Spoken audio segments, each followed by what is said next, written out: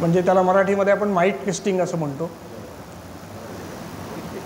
ध्वनिवर्धक म्हणजे ध्वनीचं वर्धन करणारा, वाढवणारा असा तो तिथे एक पेटी आहे, त्या पेटीचं काम आहे.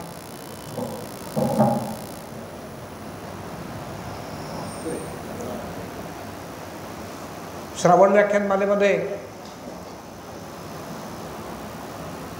28 वर्ष एखादी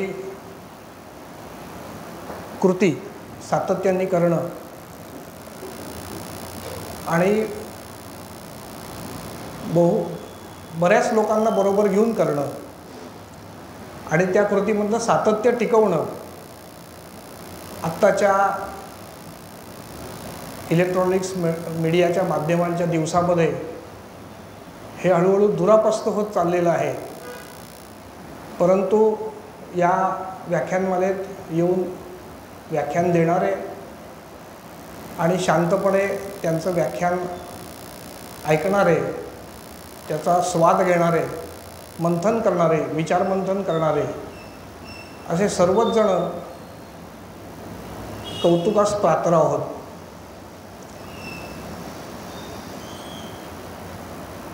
समाज जीवनामध्ये विविध प्रकारचे पैलू असतात आणि या पैलूंच्या आधारावर आपलं जीवन हे विकसित होत असतं. जसं वैयक्तिक जीवन विकसित होत असतं तसंच आपलं कुटुंब आणि कुटुंबाला धारण करणारा समाज याचं जीवन देखील विकसित होत असतं.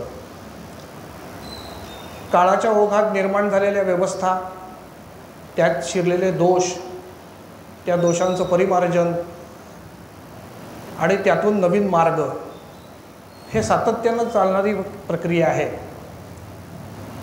आणि आपल्या देशामध्ये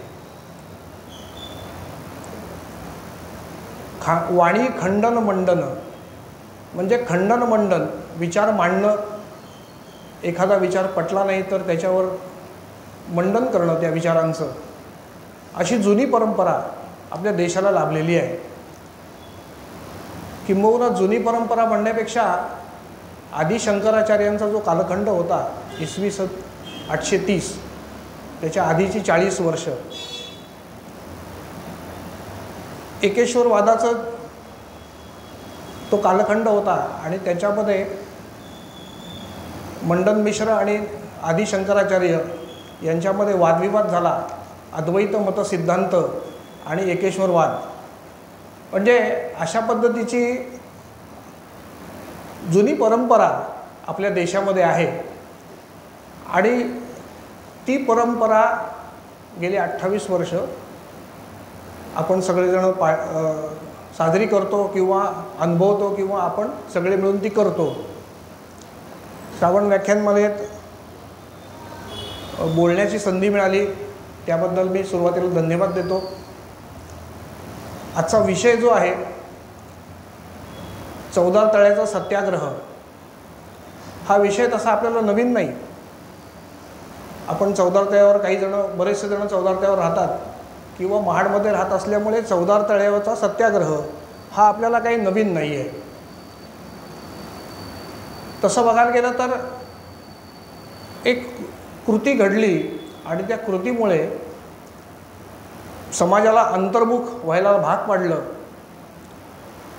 चालत असलेल्या जुन्या कालबाह्य रूढी टाकून देण्याच्या दृष्टीने समाजमन जागृत व्हायची सुरुवात झाली, असं त्याचं 2 वाक्यात वर्णन करता येईल.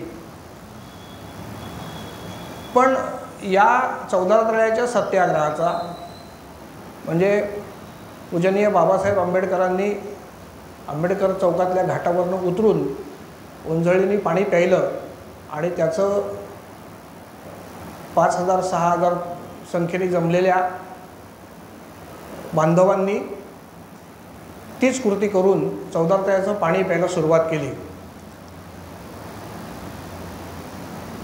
चौदार तळ्याच्या सत्याग्रहाचं इतिहासाचं थोडं संशोधन किंवा त्याचा मागोवा घेण्याचा मी प्रयत्न केला आणि जे आत्ता मला ज्ञात झालं, अजूनही याच्यावर संशोधन, इतिहास हा अजून पुढे येण्याची आवश्यकता आहे. पण हा विषय घेण्याचं कारण 1-2 महत्त्वाचं ते म्हणजे 20 मार्च 1927ला हा जो चौदारतळ्याचा सत्याग्रह झाला त्याची शताब्दी 2 वर्षांनी साजरी होणार आहे. 20 मार्च 2027. आणि म्हणून माझ्या औत्सुक्याचा विषय झाला की एखादी कृती घडते, त्याच्यातनं सामाजिक मंथन होतं आणि त्या मंथनाद्वारे समाज पुरुषांना किंवा समाजाचा विचार करणारे धोरण जे असतात त्यांना एक नवी दिशा मिळते आणि हे सातत्याने पुढे चालू राहतं. आणि आपण सगळेजण त्या गावात राहतो, त्यामुळे आपली एक नैतिक जबाबदारी म्हणा किंवा सामाजिक जबाबदारी की हा इतिहास आपण समजून घेतला पाहिजे. कुठलीही गोष्ट घडते पण त्याच्या मागची काही पार्श्वभूमी असते. तर पाण्यासाठी झालेला हा जो सत्याग्रह होता, अस्पृश्य समाजांना पाणी प्यायला मिळत नव्हतं सार्वजनिक पाणवठ्यावर. आपण जसे स्वेच्छेने बाहेर पडतो आणि सहजगत्या पायऱ्या उतरून पाण्यापर्यंत जातो, तळ्यात पाय बुडवतो, गप्पा मारत बसतो, आवश्यकता असेल तेव्हा बाल्डीने पाणी घेऊन येतो, इतकी सहजता 100 वर्षापूर्वी नव्हती. आणि ती सगळ्यांसाठी नव्हती. हे आणखीन त्यातले एक दुर्दैवाची गोष्ट होती. सगळ्यांसाठी नव्हती म्हणजे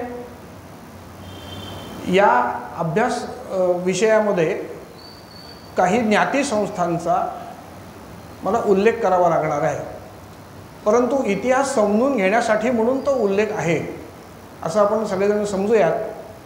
त्याच्याशिवाय आपल्याला याच्यामध्ये पुढे जाता येणार नाही. अस्पृश्यता आपल्याला सर्वसाधारण ढोबळमानाने ती माहिती आहे. आज आपण स्वातंत्र्यानंतरच्या 70व्या 75व्या वर्षामध्ये आहोत. त्याच्या आधीच्या पिढ्यांनी काही प्रमाणात ती अनुभवलेली आहे, आपल्या आधीच्या पिढ्यांनी. त्याच्या आधीच्या पिढ्यांनी तर त्या प्रत्यक्ष कालखंडात त्यांनी जीवन व्यतीत केलेलं आहे. म्हणजे आपण कल्पना करू शकणार नाही, माणसासारखी माणसं असलेले आपल्या समाजातले काही विशिष्ट ज्ञातींना, विशिष्ट जातींना आपण अस्पृश्य म्हणून स्पर्श करत नव्हतो. आता आपण हा शब्द जो आहे तो आपल्याला वैयक्तिक ह्याच्यासाठी नाही, तर एकूण सनातनी वृत्तीचे हिंदू समाज अशा अर्थाने तो शब्द आपण घेतला पाहिजे. आणि किती दुरावस्था असेल तर त्यांनी रस्त्याने फिरताना देखील स्पृश्य बांधव समोर आले तर त्यांनी आपण जसं धोतर गुडघ्यापर्यंत गुंडाळून काम करण्याची पद्धत आहे तसं महिलांमध्ये देखील काम करणाऱ्या ज्या महिला आहेत त्या आपली साडी किंवा नऊवारी साडी ही गुडघ्यापर्यंत दुमडून मग काम करतात. तर चालता चालता समोरून जर एखादा स्पृश्य व्यक्ती आली तर अस्पृश्याने गुडघ्यापर्यंत नेसलेलं धोतर किंवा साडी ही त्यांनी सोडली पाहिजे, टाचेपर्यंत नेली पाहिजे ती. हा त्या स्पृश्याला दिलेला मान आहे. अशा पद्धतीच्या अनेक चालीरीती रूढी निर्माण झाल्या आणि त्याच्यामध्ये जे समाजातलं मंथन होणं गरजेचं होतं ते मंथन काही कारणांनी थांबलं. अल्लाउद्दीन खिल्जीचं पहिलं जे आक्रमण 12व्या शतकात झालं तिथून 700 वर्ष हे मंथनाच्या प्रक्रियेमध्ये बाधा निर्माण झाली. नाहीतर 1830 मध्ये म्हणजे अजून 5 वर्षांनी 200 वर्ष पूर्ण होतील. सतीप्रथेला बंदी घालणारा कायदा ब्रिटिशांनी केला. नवऱ्याच्या अस्तित्वानंतर महिलेला जगण्याचं स्वतंत्र अस्तित्व असण्याचं कारण नाही असं समाजाने ठरवलं आणि अनेक महिलांना नवऱ्याच्या चितेवर बसून सती जावं लागलं. याच्यात सुधारणा घडण्यासाठी 200 वर्षाची परंपरा आता संपत आलेली आहे. म्हणजे आमच्या समाजामध्ये अशा पद्धतीच्या सुधारणा होत नव्हत्या का, तर त्यालाही इतिहास आहे 200 वर्षाचा. आणि काळानुरूप बदल हे तर आपल्या समाजाचं वैशिष्ट्य आहे. आणि म्हणून या सगळ्या पार्श्वभूमीचा विचार करून आपण चौदार तळ्याचा सत्याग्रह या विषयाकडे बघितलं पाहिजे. थोडा अभ्यास करताना असं लक्षात आलं, मानवी मूलभूत अधिकार असा शब्दप्रयोग आता आपण सगळेजण ऐकतो. मूलभूत अधिकार आहे, पाणी, काय, अन्न, वस्त्र, निवारा हा मूलभूत अधिकार आहे आणि तो सगळ्यांना मिळाला पाहिजे, सारखा मिळाला पाहिजे. तर मानवी मूलभूत अधिकार या विषयीची जर सुरुवात कुठे झाली असेल किंवा या विषयाला सुरुवात कुठे झाली असेल तर थोडं मागे जावं लागतं. आणि किती मागे जावं लागतं तर भगवान गौतम बुद्धांच्या काळात जावं लागतं आपल्याला. त्यांच्या कालखंडामध्ये रोहिणी नदीच्या तीरावर एका बाजूला शाक्य राजाचं राज्य होतं, साम्राज्य होतं आणि दुसऱ्या बाजूला कोळीज नावाचं समाजाचं राजाचं राज्य होतं. आणि रोहिणी नदीच्या पाण्यावरनं वाद पेटला. त्या पाण्याचा वापर कोणी करायचा, कसा करायचा?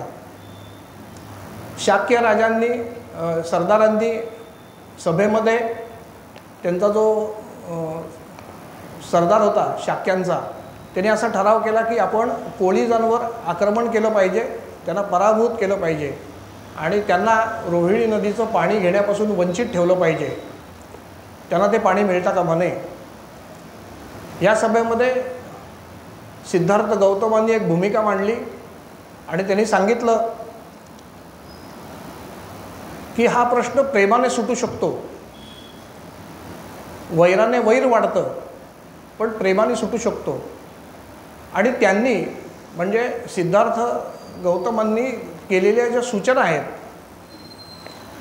तेव्हा शाक्य राजाकडली 5 माणसं आणि कोळीज राज्यातली 5 माणसं यांचं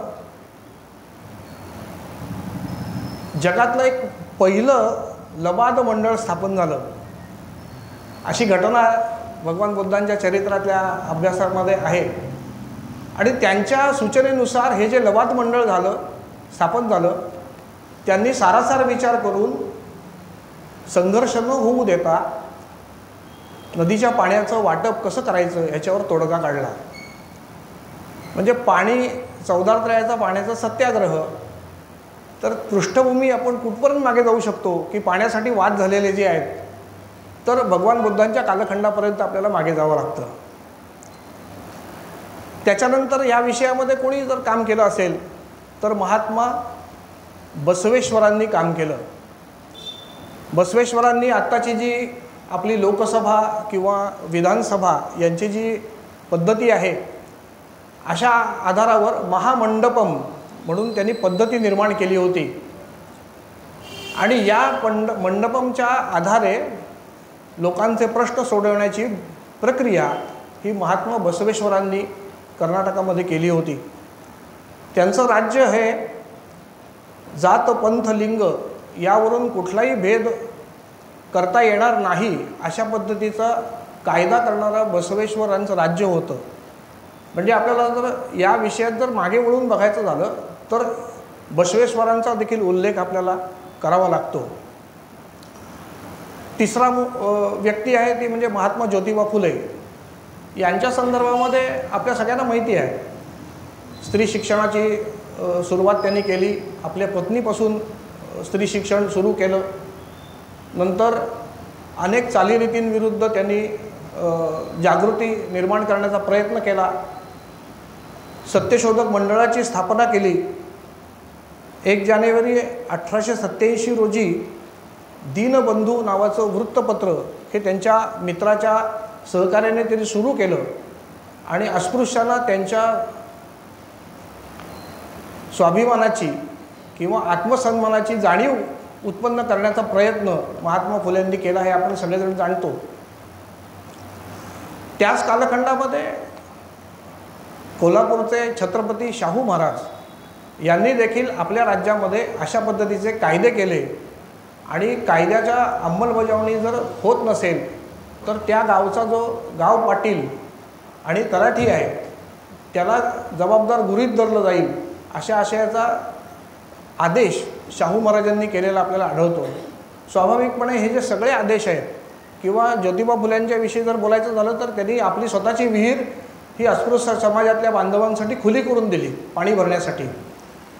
त्याच पद्धतीने कोल्हापूर संस्थानामध्ये जेवढी गावं होती, जेवढे प्रांतातले जिल्हे होते, त्या जिल्ह्यामध्ये शाहू महाराजांनी अशा पद्धतीचे आदेश निर्माण केले. त्या आदेशामध्ये तर त्यांनी असं म्हटलं की विद्येच्या प्रांगणामध्ये म्हणजे शैक्षणिक संस्थांमध्ये सुद्धा ज्याप्रमाणे ख्रिश्चन मिशनऱ्यांच्या शाळा आहेत, विलिंग्डन कॉलेज आहे सांगलीचं, अशा पद्धतीच्या ज्या शाळा आहेत, आर्य समाजाची गुरुकुलं आहेत, शाळा आहेत, महाविद्यालय आहेत, त्या ठिकाणी अस्पृश्यता पाळली जात नाही. तर अशाच प्रकारचं कृती ही सर्व शैक्षणिक संस्थांमधनं झाली पाहिजे आणि अस्पृश्यता पाळता कामा नाही आहे असं 1919 त्यांचे 3 आज्ञापत्र निघालेली आहेत शाहू महाराजांची. 5वा विषय जो आहे, 5वा व्यक्ती आहे ती आपल्या तालुक्यातले गोपाळ बाबा वलंकर. आपल्या इथं रावळळ म्हणून गाव आहे, त्या रावळळ गावचे ते मूळ निवासी आहेत. आता त्यांची तिथे समाधी आणि स्मारकही आहे. यांनी अस्पृश्य लोकांमध्ये अधिकाराची जाणीव निर्माण करण्याचे प्रयत्न केले आणि हे करण्यासाठी त्यांनी 1890 अनार्य दोष परिहारक मंडळी नावाची संस्था स्थापन केली. आपण त्याच्या नावाची जर चिकित्सा केली तर अनार्य दोष परिहारक मंडळी असं त्यांच्या संस्थेचं नाव होतं. महाड तालुक्यातली स्थापन झालेली ही संस्था आहे. 1890 त्यांनी स्थापना केली. नंतर दीनबंधू आणि दीनबंधू या साप्ताहिकामध्ये ते लिखाण करत असत आणि अस्पृश्यता निवारणासाठी ते जनजागृती जनमत संघटित करत असत. असे 5 मुद्दे हे 14 तळ्याच्या सत्याग्रहाच्या पार्श्वभूमीमध्ये आपण विचार केले पाहिजेत असे मला वाटतं. पार्श्वभूमीतला दुसरा भाग जो आहे तो प्रत्यक्ष सत्याग्रहासाठी तयार होणारी पार्श्वभूमी आहे. इंग्रजांच्या कालखंडामध्ये बॉम्बे प्रेसिडेन्सी म्हणजे मुंबई कायदे मंडळ असं अस्तित्वात आलेलं होतं. त्याच्या आधी 1903 मुंबई उच्च न्यायालयाचा एक आदेश आहे आणि त्या आदेशामध्ये त्यांनी असं म्हटलं आहे, न्यायालयामध्ये सर्व अस्पृश्यांना प्रवेश करण्याचा समान अधिकार आहे. आता हा आदेश मुंबई उच्च न्यायालयाने का काढला तर या आदेशाच्या आधी न्यायालयामध्ये एखाद्याचा खटला जर गेला आणि त्याच्यामध्ये साक्षीदार किंवा तक्रारदार जर अस्पृश्य समाजातला असेल तर त्याला कोर्टाच्या मेन हॉलमध्ये यायची परवानगी नव्हती. त्याने लांबून बोलायचं किंवा बाजूच्या विंगेतनं त्यांनी त्याची फिर्याद मांडायची किंवा साक्ष द्यायची. आणि म्हणून मग हा 1903 मुंबई उच्च न्यायालयाला असा आदेश काढावा लागला की कोर्टाचा जो मेन हॉल आहे जिथे न्यायाधीश बसतात त्या हॉलमध्ये प्रवेश करण्याचा अधिकार सर्व अस्पृश्यांना खुला आहे. दुसरा एक ठराव झाला तो म्हणजे मुंबई कायदे मंडळातला ठराव आहे. 4 ऑगस्ट 1923 रोजी C.K. बोले, रावबहादूर C.K. बोले यांनी मुंबई प्रेसिडेन्सीमधले म्हणजे मुंबई कायदे मंडळातले सर्व सार्वजनिक पाणवठे, तलाव, विहिरी आणि नदी जे सार्वजनिक आहेत, वापरातले आहेत, ते सर्व प्रकारच्या जाती धर्माच्या लोकांना, अस्पृश्यांना देखील खुले आहेत असा ठराव मुंबई प्रेसिडेन्सीमध्ये केला. स्वाभाविकपणाने इंग्रज सरकारच्या कालखंडामध्ये त्यांनी अशी कायदे मंडळं निवडणुका घेऊन स्थापन करण्याची सुरुवात ही 1915 पासून केली होती. त्याच्याही आधी काही ठिकाणी मद्रास प्रेसिडेन्सी, कलकत्ता प्रेसिडेन्सी अशा प्रेसिडेन्सी होत्या आणि त्या ठिकाणी देखील अशा पद्धतीचे कायदे मंडळं ही इंग्रजांनी स्थापन केली होती आणि या कायदे मंडळात त्या ठिकाणचे प्रतिनिधी हा आपला समाज निवडून देत होता आणि त्या आधारावर त्या ठिकाणी इंग्रजांना सुटेबल पण भारतीय लोकांनी तयार केलेली रचना पद्धती ही अंमलात आणण्याची व्यवस्था इंग्रजांनी केलेली होती आणि स्वाभाविकपणाने याचा उपयोग या सी.के. बोलेंसारख्या समाजसुधारक मंडळींनी करून घेतला आणि त्यांनी मुंबई प्रेसिडेन्सीचा हा ठराव करून घेतला. 1923ला हा ठराव झाला आणि त्याच्यानंतरच महाडची नगरपालिका 5 जानेवारी 1925 म्हणजे 4 ऑगस्ट 23ला मुंबई प्रेसिडेन्सीमध्ये ठराव झाला. हा पाणवठा सगळ्यांना खुला केला पाहिजे आणि त्याच्यानंतर 5 जानेवारी 1924मध्ये महानगर परिषदेमध्ये पण असाच ठराव पारित झाला. ठराव मांडणारी कोण मंडळी होती? हिरालाल शेठ, सोनाळकर, पोवार, दळवी, जहांगीर शेठ, हसन मिया, तुळजाराम मेठा शेठ आणि सुंदर वल्लभ मेहता या मंडळींनी हा ठराव महानगरपालिकेत मांडला आणि तो मंजूर केला. आणि त्याप्रमाणे महाडमध्ये 7 तळी होती, त्यातलं 14 तळे आणि वीरेश्वर मंदिराचं तळं हे फक्त पाणी पिण्यासाठी वापरत असत आणि बाकीची तळी जी होती ती धुणी भांडी करणं, गाई गुरांना पाणी घालणं, पाणी पाजणं, त्यांना आंघोळी घालणं याच्यासाठी वापरली जात.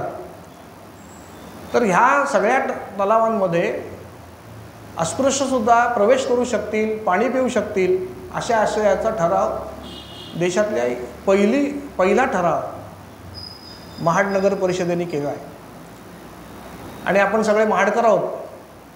अनेकांनी अनेक भाषणांमध्ये बातम्यांमध्ये क्रांतिभूमी महाड असं ऐकलं असेल. तर अशा क्रांतिभूमीमध्ये आपण राहतो, त्यामुळे आपल्या क्रांतिभूमीची पूर्वपीठिका ही आपल्याला माहिती असली पाहिजे. कुठल्या कुठल्या प्रकारची क्रांती झाली होती? तर या ठिकाणी विठ्ठलरामजी शिंदे 1906 साली आले होते. कदाचित थोडी द्विरुक्ती होईल कारण गेल्या वर्षी मी महाडमधील सामाजिक चळवळींचा इतिहास मांडला होता, पण याच्या संदर्भात 1-2 वाक्य ती घ्यावीच लागतात. विठ्ठलरामजी शिंदेंनी विधवा पुनर्विवाहासाठी प्रचार प्रसार करण्यासाठी त्यांनी महाडमध्ये सभा घेतली होती आणि ती सभा झाल्यानंतर महाडमध्ये 4 ते 5 विधवा पुनर्विवाह झाले होते. म्हणजे सतीप्रथा बंद झाल्यानंतर घरातल्या विधवेचं करायचं काय?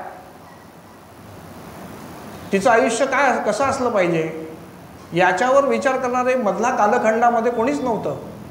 आणि म्हणून जसं सत्यशोधक समाजाची स्थापना झाली आणि या विषयाला चालना मिळाली, ती सर्वत्र पसरली पाहिजे म्हणून विठ्ठलरामजी शिंदे कोकणामध्ये त्यांनी फिरले आणि त्यांनी महाडमध्ये पण सभा घेतली. 1906 ते 8 या कालखंडामध्ये ती सभा झाली. आपल्या इथे 1 नंबर शाळा होती, दगडी इमारत होती, दगडी जिना होता त्याला. त्या 1 नंबर शाळेमध्ये मिशनरी शाळा होती, ती इंग्रजी शाळा होती. त्या शाळेमध्ये स्नेहसंमेलनामध्ये चहा आणि फराळ वाटप व्हायचं विद्यार्थ्यांना. तर ते वेगवेगळ्या किटलीतनं व्हायचं. म्हणजे अस्पृश्य समाजातल्या विद्यार्थ्यांना वेगळी किटली आणि स्पृश्य समाजातल्या विद्यार्थ्यांना वेगळी किटली. आपल्या महाडचे नगराध्यक्ष क्रांतिसिंह ज्याला म्हणता येईल असं सुरबानाना टिपणीस हे त्या शाळेत शिकत होते आणि त्यांनी 4-5 जणांनी मिळून हा विरोध केला की एकाच किटलीतनं सगळ्यांना चहा दिला पाहिजे.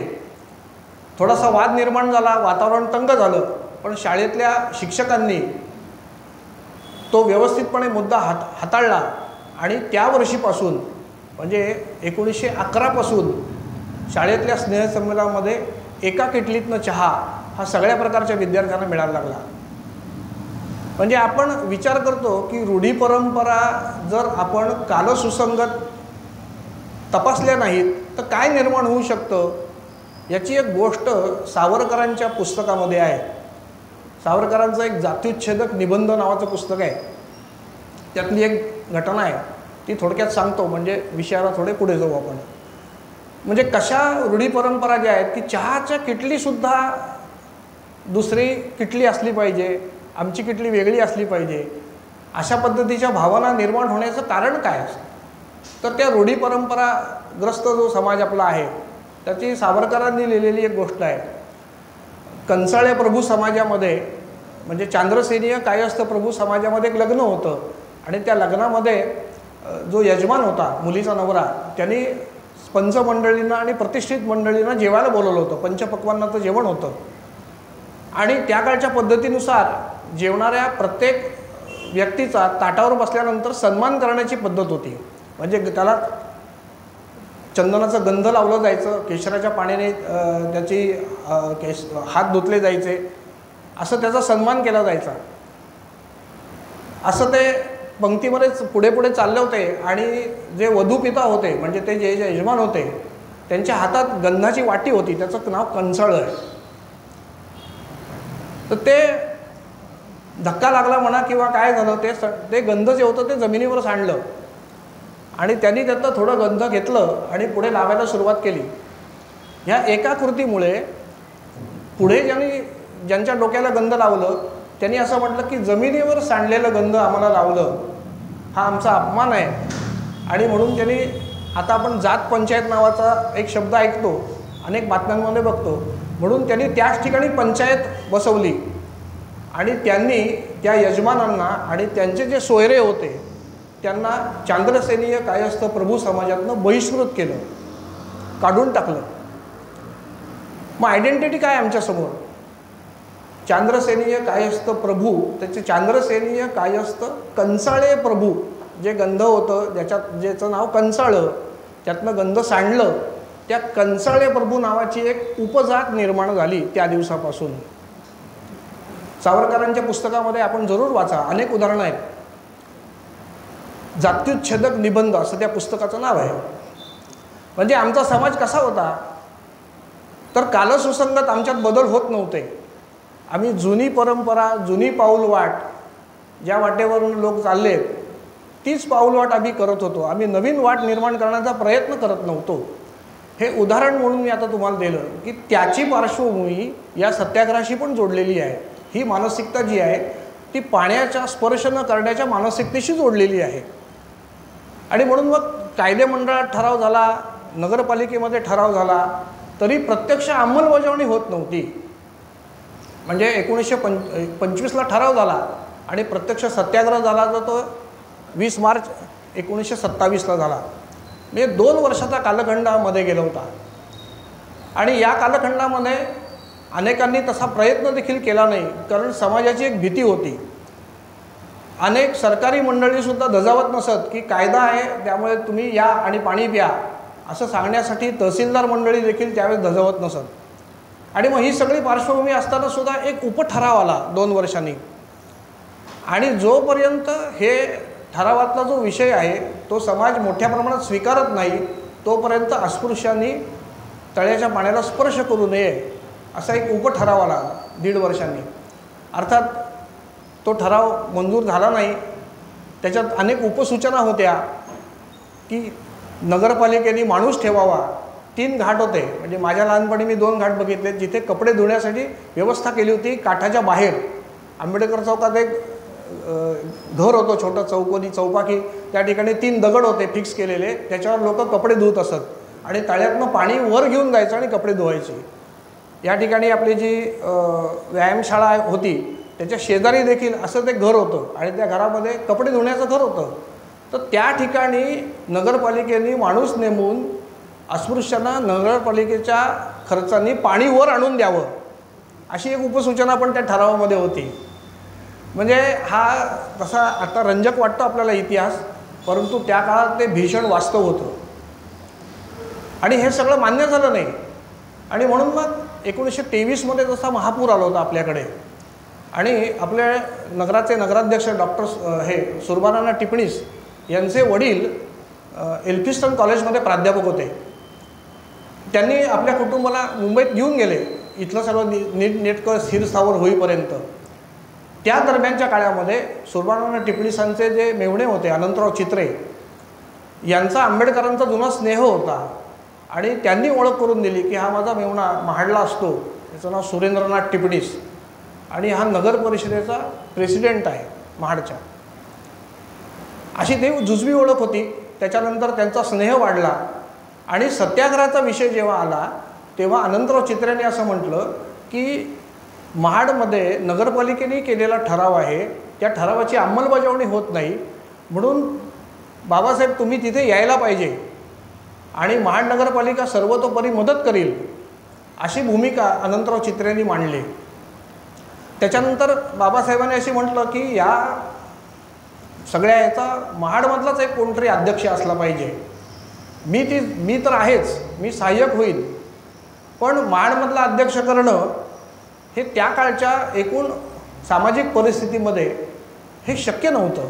आणि म्हणून बाबासाहेब आंबेडकरांनी ज्याचं प्रमुख नेतृत्व करावं असा आग्रह अनंतराव चित्र्यांनी केला, परंतु बाबासाहेबांनी दुसऱ्यांदा नकार दिला. बापूसाहेब सहस्त्रबुद्धे नावाचे एक बाबासाहेब ज्यांना मानत असत असे त्यांच्यापेक्षा वयाने मोठे असलेले सहकारी होते. आणि ही गोष्ट अनंतराव चित्र्यांच्या लक्षात होती की बापूसाहेबांनी जर शब्द टाकला तर बाबासाहेब आंबेडकर नाही म्हणणार नाहीत. आणि म्हणून त्यांनी बापूसाहेबांना गळ घातली की तुम्ही सांगा बाबासाहेबांना की महाडच्या चौदार तळ्याच्या ह्याचं सत्याग्रहाचं नेतृत्व तुम्ही करा म्हणून. आणि बापूसाहेबांचा शब्द बाबासाहेब कधी टाळत नसत, त्याप्रमाणे त्यांनी त्याचं नेतृत्व करायचं स्वीकारलं. मग ती परिषद जी झाली, बहिष्कृत हितकारिणी सभा अशी स्थापन झाली आणि त्याची परिषद 19 आणि 20 मार्चला आपल्या इथे झाली. या परिषदेसाठी येणारे जे सगळे बांधव होते, अस्पृश्य समाजातले बांधव होते, त्यांना मदत करण्यासाठी किंवा त्यांची व्यवस्था बघण्यासाठी महाडमधल्या 6-7 जणांनी त्याच्यामध्ये पुढाकार घेतला होता. त्याच्यामध्ये स्वाभाविकपणाने सुरुवातीला टिपणीस होतेच, बापूराव जोशी होते, दासगावचे आरबी मोरे होते, कमलाकर चित्रे होते, भाईशेठ वडके, नंतर आणखीन 2 नावं याच्यामध्ये ॲड करावी लागतील, अजून त्याचं थोडं वाचन बाकी आहे. पण देवरुखकर म्हणून एक होते आणि रामचंद्र खंडू कांबळे, अजून काही नावं आहेत, पण तो इतिहास थोडा जरा चाचपडून असा शोधून काढावा लागतो. तर या सगळ्या मंडळींनी ही हितकारिणीची सभा आहे ती यशस्वी होण्यासाठी त्यांना सर्वतोप्रकारची मदत केली. आत्ता आपलं जिथे वीरेश्वर महाराजांचा छबिना उत्सव होतो आणि जिथे पालख्या नाचवले जातात, तो जो गाडीतळ आहे, त्या गाडीतळामध्ये एक टुरिंग टॉकीज त्यावेळेस थरवळ्यांचं होतं, महाड नाटक कंपनी असं काहीतरी नाव होतं. आणि त्या ठिकाणी ते टॉकीज चालायचं. ते टॉकीज या बहिष्कृत हितकारिणीच्या सभेला वापरायला दिलं होतं. म्हणजे महाडकरांचा जो सहभाग आहे या चौदार तळ्याच्या ह्याच्यामध्ये, तर एवढी मंडळी जी आहे, दोन्ही प्रकारची मंडळी महाडमध्ये होती. कर्मठ सनातनी वृत्तीची देखील होती आणि समाज सुधारला पाहिजे, एकरस झाला पाहिजे, जातीपाती यत्न मोडून काढल्या पाहिजेत अशी म्हणणारी पण मंडळी होती. त्यामुळे नगरपालिकेने केलेला ठराव जो आहे त्याची अंमलबजावणी तुम्ही केली पाहिजे. आणि याच्यासाठी ही 2 दिवसाची परिषद झाली. त्या परिषदेचं जे टायटल होतं हिंदू मात्रांच्या मूलभूत हक्काचा जाहीरनामा, असं त्या परिषदेचं टायटल होतं. आणि 14 प्रकारच्या मागण्या त्यांनी केलेल्या आहेत.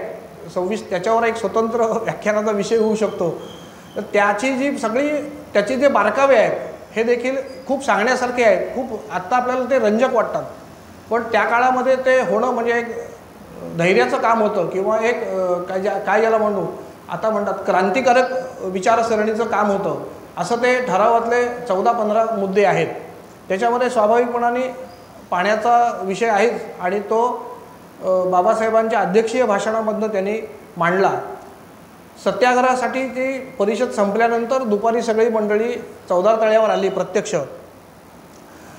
त्या सत्याग्रहाच्या वेळेस सुरबाना रेवणीस, चंद्रकांत अधिकारी, मगाशी जी मी नावं घेतली, भाईशेठ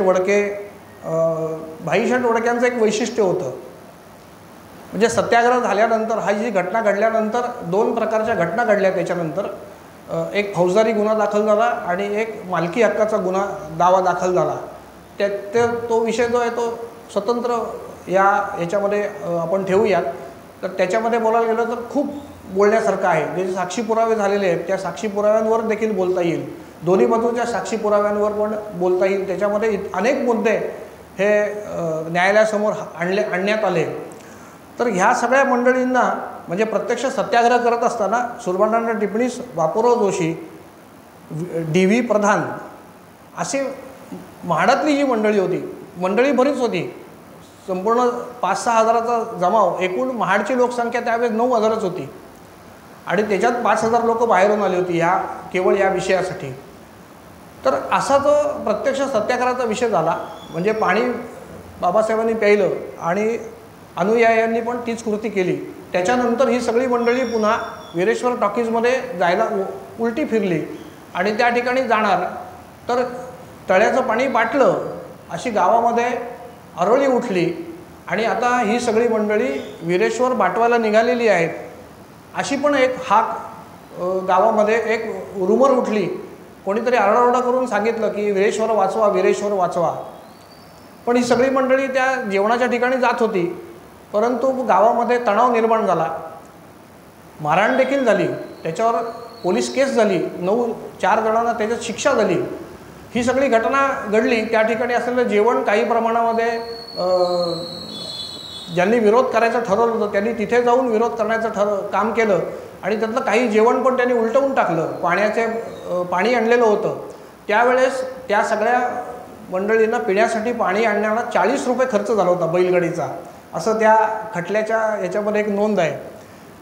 म्हणजे ही सगळी मंडळी जिकडल्या तिकडल्या विहिरींवर पाणी प्यायला जाऊ नये, तरी आणखीन तणाव वाढेल म्हणून त्यांची पाण्याची व्यवस्था आपण तिथे करूया म्हणून त्या गाडीतळामध्ये जी पाण्याची व्यवस्था केली. तर त्या काळात म्हणजे 98 वर्षापूर्वी 40 रुपये खर्च आला होता पाण्यासाठी.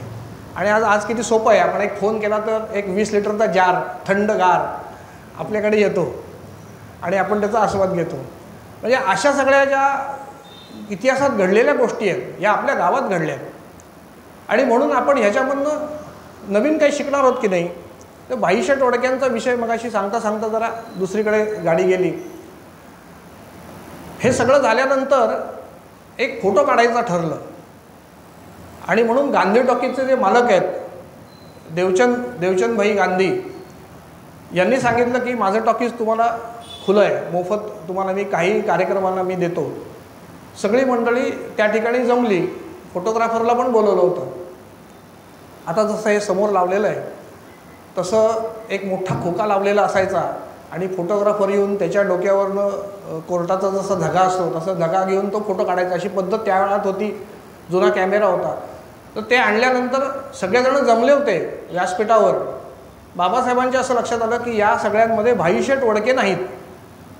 त्यांनी सांगितलं थांबा, आत्ता फोटो नाही काढायचा, भाईशेठना बोलवून आणा. जी मंडळी माझ्याबरोबर होती ती सगळी या फोटोत असली पाहिजेत असा बाबासाहेबांचा आग्रह होता. भाई वडक्यांना शोधायला माणसं गेली. भाई वडके घरी नव्हते.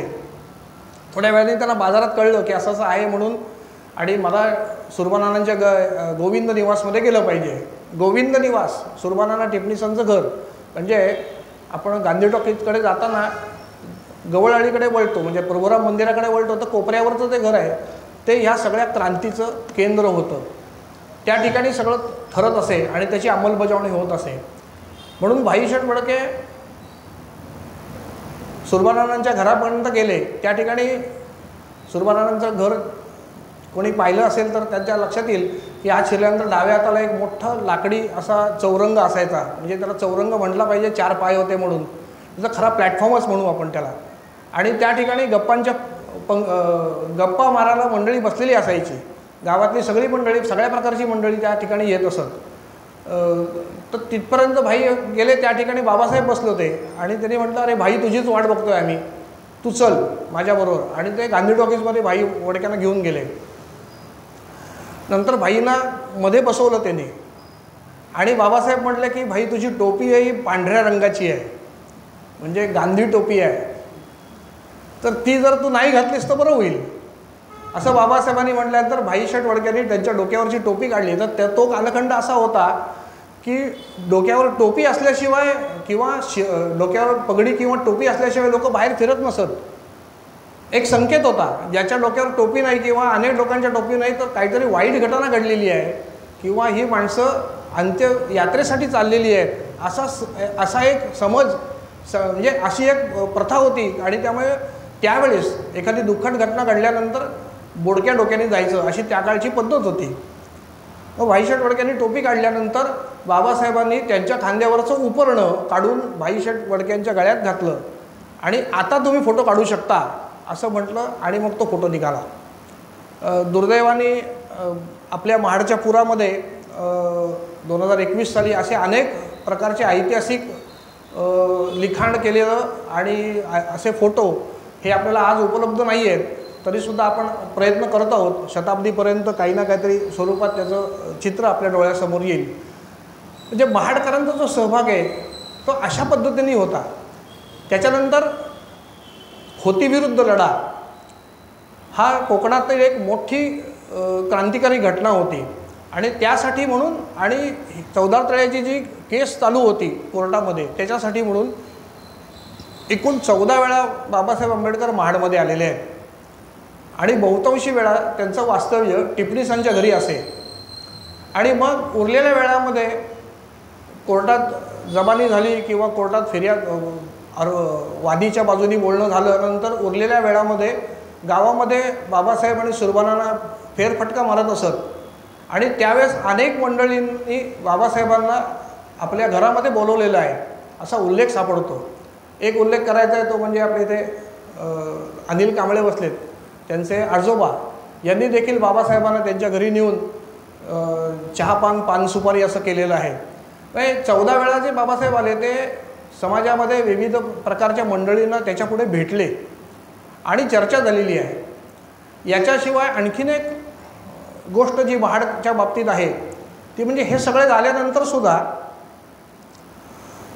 1940 मध्ये म्हणजे पुन्हा 2 घटना आहेत. पहिली घटना जी आहे ती सत्याग्रहाची आहे.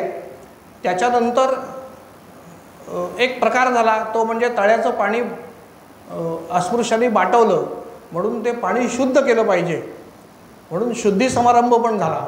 आणि शुद्धी कशामुळे होईल तर गाईचं शेण, दूध, तूप, गोमूत्र यांनी त्याची शुद्धी होईल, पंचगव्यांनी शुद्धी होईल म्हणून शुद्धी पण केलेली आहे. या कृतीचा बाबासाहेबांना राग आला आणि त्यांनी बहिष्कृत भारतामध्ये त्यांनी असं म्हटलं की मला पुन्हा जाऊन सत्याग्रह करावा लागेल. आणि म्हणून डिसेंबर महिन्यामध्ये बापूसाहेब सहस्रबुद्धे यांना बरोबर घेऊन बाबासाहेब परत आलेले आहेत 1927 मध्येच. आणि आपण म्हणतो मनुस्मृती दहन हा कार्यक्रम आपण ऐकतो सगळेजण की मनुस्मृती दहनाचा कार्यक्रम झाला. क्रांतीस्तंभ आहे आपल्या तिकडे पाठीमागे दस्तुरी नाक्याच्या मागच्या बाजूला, त्या ठिकाणी हा कार्यक्रम झाला. त्या कार्यक्रमासाठी बहिष्कृत हितकारणीची सभेसाठी थरवांनी जागा दिली त्यांच्या टॉकीजमध्ये, पण या कार्यक्रमासाठी कोणी जागा देईनात म्हणून हसन मियाँ पानसरेंची जागा जी आत्ता क्रांतीस्तंभाच्या तिथे आहे, क्रांतीस्तंभ जिथे आहे ती त्यांनी दिली आणि त्या ठिकाणी हा कार्यक्रम झाला. अस्पृश्य याच्यामध्ये 2 वेगवेगळे संदर्भ सापडतात. मनुस्मृती दहनाच्या संदर्भातले 2 त्याचं वर्णन करणारी जी आहे ती जी भाषाशैली जी आहे ती 2 प्रकारची आहे. म्हणजे एक आहे ती मनुस्मृतीचं दहन झालं त्याची म्हणजे त्याचं जे प्रत्यक्ष जो कार्यक्रम घडला त्याची माहिती सांगणारी जी कृती आहे त्याच्यामध्ये असं होतं की बापूसाहेब सहस्रबुद्ध्यांनी 2 फूट बाय 2 फुटाचं होमकुंड पेटवलं, मनुस्मृतीचं प्रत हातात घेतली, एक एक श्लोक ते वाचायचे आणि सभेतल्या जमलेल्या सगळ्यांना विचारायचे की हे तुम्हाला मंजूर आहे का. सभेतली मंडळी म्हणायची हे आम्हाला मंजूर नाही, मग ते पान त्या होमकुंडामध्ये दहन केलं जायचं. अशा पद्धतीचं मनुस्मृतीचं दहन झालं म्हणजे दहनाची क्रिया झाली. आत्ता त्याच्यानंतर ज्या ह्याच्यामध्ये मनुस्मृती जाळली असा उल्लेख होतो. भाषाशैलीतला फरक आहे. स्वाभाविकपणाने आपल्या सगळ्यांना लक्षात येतं की हा जो कार्यक्रम झाला तर त्या मनुस्मृतीमधल्या काही श्लोकांमध्ये वर्णव्यवस्थेचा पुरस्कार केलेला होता. महिलांच्या स्वातंत्र्याविषयीचे आक्षेप या मनुस्मृतीमध्ये होते. अशा प्रकारचं ते त्यातलं जे साहित्य होतं सर्वच्या सर्व मनुस्मृती जाळली नाही पण ते प्रतिकात्मक होतं. आता तरी हिंदू जागे होतील की नाही आणि आम्हाला स्वीकारतील की नाही अशा पद्धतीचं ते प्रतिकात्मक क्रिया ही प्रतिक्रिया आहे. ही क्रिया नाहीच. प्रतिक्रिया का निर्माण झाली तर ज्या तळ्यामध्ये पिण्याचं पाणी म्हणून तुम्ही आम्हाला पिऊनच देत नव्हतात, आमच्या हाताने ते बाटेल असं म्हणत होतात, त्या पाण्यामध्ये तुम्ही जनावराचं मलमूत्र टाकून ते शुद्ध केलं, याची ही जी कृती होती त्याची प्रतिक्रिया होती ती मनुस्मृती दहनाची होती. त्याच्यानंतरचा जो कालखंड आहे त्या कालखंडामध्ये 1940 साली बाबासाहेब आंबेडकरांना महाड नगर परिषदेने एक मानपत्र दिलं आणि त्या मानपत्रामध्ये बाबासाहेबांच्या कार्याचा हे राष्ट्रीय कार्य आहे, हे जातीवाचक कार्य नाही आणि या कार्याची सुरुवात तुम्ही महाडपासून केली याबद्दल महाडकर आपलं कौतुक करतात, अशाचा तो मोठा ठराव आहे. आपण चौदार तळ्यावरच्या स्मारकामध्ये गेलो तर आतमध्ये बिल्डिंगमध्ये आतमध्ये शिरल्यानंतर उजव्या कोपऱ्यामध्ये ते मानपत्र लावलेलं आहे, ते आपण जरूर वाचू शकता. त्या मानपत्राच्या कार्यक्रमानंतर बाबासाहेबांनी त्या ठिकाणी त्याला उत्तर देणारं भाषण केलं. त्या भाषणामधलं काही भाग बाबासाहेबांच्या बरोबर जे सत्याग्रहामध्ये होते, गोरेगावचे चंद्रकांत अधिकारी, दलित मित्र चंद्रकांत अधिकारी, त्यांनी त्यांच्या एका पुस्तकामध्ये याचा उल्लेख केलेला आहे, ते मी वाचून दाखवतो. गेल्या 10-15 वर्षे मी जे काही सार्वजनिक कार्य करीत आहे त्याचा उगम म्हाडातच झाला आहे. येथेच मला स्फूर्ती मिळाली व या शहरात माझ्या कार्यात मला असंख्य सहकारी मिळाले. ते मिळाले नसते तर माझे कार्य यशस्वी झाले नसते. मागे आम्ही चवदार पाण्यासाठी तळ्यावर दंगा केला, पण तो विसरून महाडकर मला लोभाने वागवतात, हे विशेष होय. माझे कार्य दिसायला जातीवाचक असले तरी ते खरे राष्ट्रीय कार्य आहे. देशातील सर्व लोक संघटित होऊन एक राष्ट्र निर्माण व्हावे ही माझी सदिच्छा आपण ओळखली आहे, हे आजच्या मानपत्राने सिद्ध झाले आहे. डॉक्टर बाबासाहेब आंबेडकर. या सत्कार समारंभामध्ये नाना पाटील त्यांच्याबरोबर होते, म्हणजे नारायण नागू पाटील, कृषीवल, दैनिक कृषीवलचे जे मूळ संस्थापक होते, त्यांनी हे बाबासाहेबांचं भाषण लिहून काढलं आणि त्याच्यानंतरच्या कृषीवलमध्ये त्यांनी ते पूर्ण छापलं. त्या भाषणातला हा उतारा आहे. म्हणजे बाबासाहेबांचे आणि महाडकरांचे जे स्नेहाचे संबंध होते ते परिलक्षित या विषयामध्ये झालेले आहेत. त्यामुळे आपल्याला या सगळ्या गोष्टीचा एक सार्थ अभिमान देखील असला पाहिजे आणि म्हणून या सगळ्या इतिहासाच्या पार्श्वभूमीवर किंवा या इतिहासाच्या सगळ्या काय ज्याला म्हणतात मंथनातून आपण काय करू शकतो,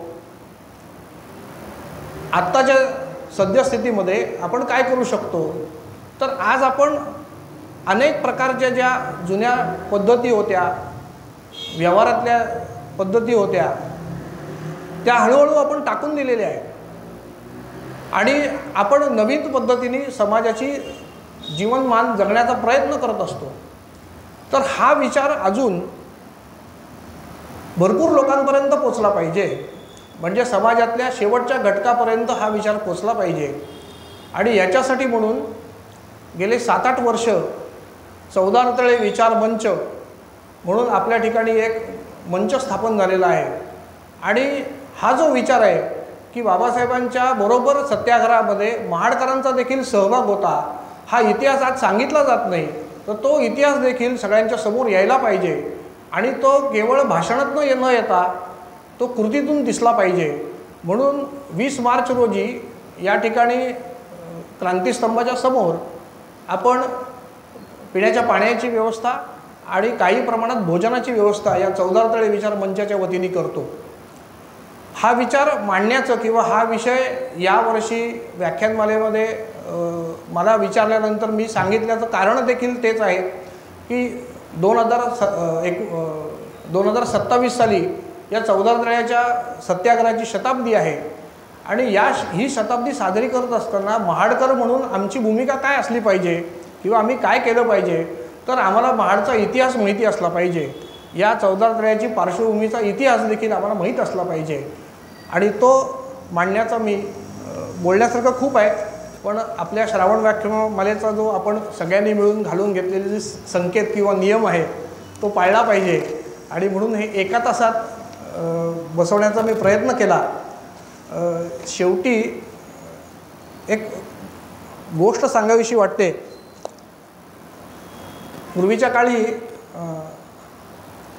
कीर्तनांमधनं प्रवचनकार किंवा कथेकरी बुवा एक अभंग घ्यायचा आणि त्या आधारावर कीर्तन करायचा. तर माझ्यासमोर कीर्तन करणारी बरीच मंडळी आहेत, त्यामुळे त्याच्याविषयी खरं बोलण्याचा मला अधिकार नाही. पण त्याची थेअरी अशी होती की त्या अभंगाचं वर्णन करताना मग त्याच्यामध्ये गोष्ट, कथा, उपकथा असं सांगितलं जायचं.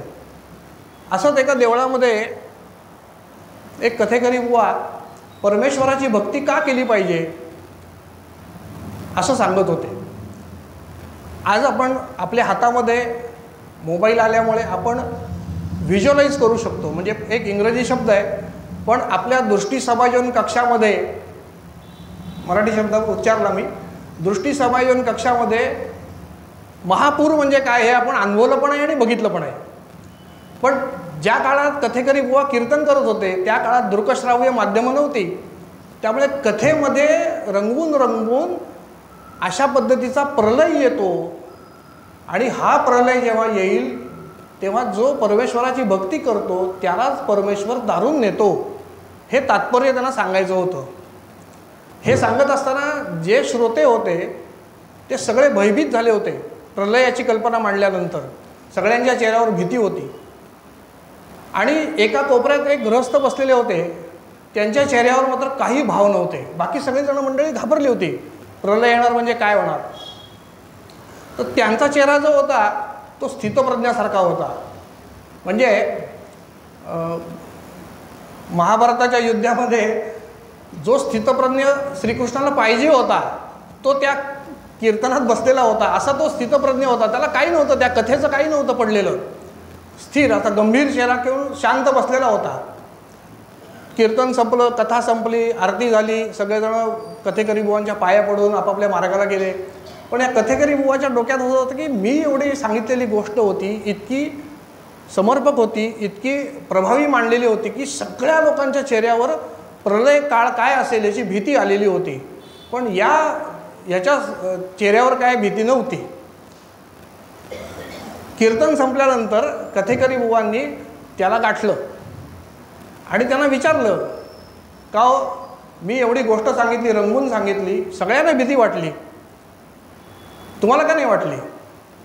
त्यांनी सांगितलं तुम्ही हे जे सगळं वर्णन केलं ते तुम्ही या गावचं केलं, मी या गावचा नाही आहे, त्यामुळे मला भीती वाटण्याचं काही कारणच नाही. त्यामुळे आपण देखील श्रावण व्याख्यानमालेत येताना आपण याच गावचे आहोत असं लक्षात घेऊन जे श्रोते या ठिकाणी बोलतात त्याच्यावर आपण जरूर विचार करावा. धन्यवाद.